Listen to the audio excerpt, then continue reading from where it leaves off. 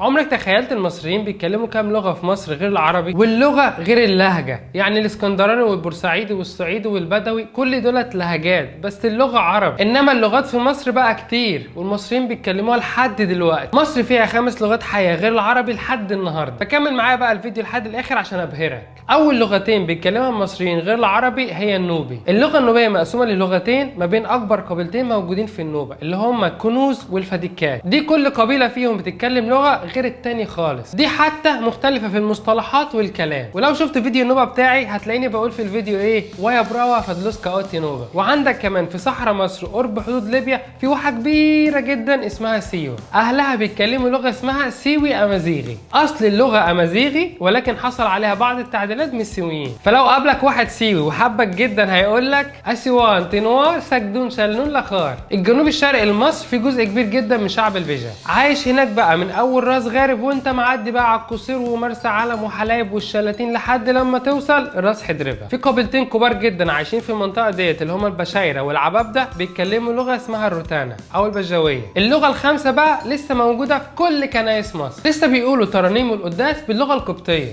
ده غير ان بعضهم بيتكلموا ما بينهم وما بين بعض باللغه دي. مصر كل يوم بتفاجئنا بحاجات كتير جدا جواها والتنوع الكبير اللي فيها وازاي كلهم معجونين جوه نسيج مصر الكبير قوي. لو انت بتتكلم اي لغه من اللغات ديت اكتب لنا كلام منها في الكومنتات وقول لنا معناه ايه. سلام.